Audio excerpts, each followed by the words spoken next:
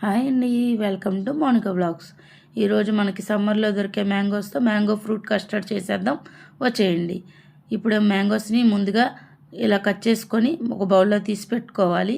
అందులో సగం మ్యాంగోస్ని ఇలా మిక్సీలో వేసుకొని మెత్తని పేస్ట్లా ప్యూరీ చేసుకోవాలండి. ఈ మెత్తని పేస్ట్లో ఇప్పుడు 2 నుంచి 3 స్పూన్ల షుగర్ వేసుకొని బాగా పేస్ట్ చేసుకోవాలి. మ్యాంగో స్వీట్ని బట్టి మీరు పంచదార వేసుకోండి. నేనైతే ఒక 3 స్పూన్లు పంచదార వేసాను. వేసి బాగా మిక్సీ చేసి బౌల్లో తీసి పెట్టుకోవాలి.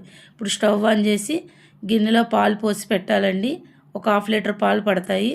అందులో మరుగుతున్నప్పుడు కొన్ని పాలు పక్కకి తీసుకొని అందులో 2 స్పూన్ల కస్టర్డ్ పౌడర్ వేసి బాగా కలుపుకోవాలి. ఉండలు అనేది లేకుండా కలుపుకుంటే మిశ్రమం అనేది ఉండకట్టకుండా ఉంటుందండి. పాలు ఇలా మరుగుతున్నప్పుడు బాగా కలుపుతూ ఉండాలండి, లేకపోతే గిన్నె అనేది అడుగంటుతుంది. పాలు బాగా కలుపుతూ ఉండాలి.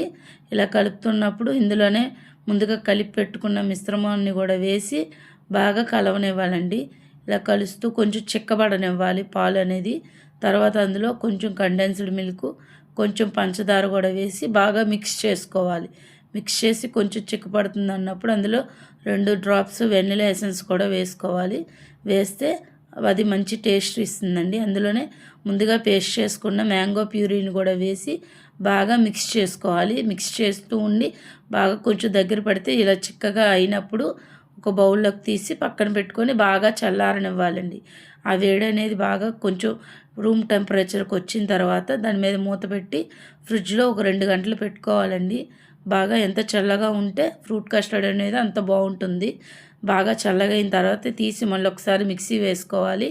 వేసుకొని అందులోనే సర్వ్ చేసే ముందు మ్యాంగోస్ వేసుకొని ముందుగా పక్కనుంచిన మ్యాంగోస్, డ్రై ఫ్రూట్స్ వేసి సర్వ్ చేసుకుంటే చల్లని summer special mango fruit custard ready.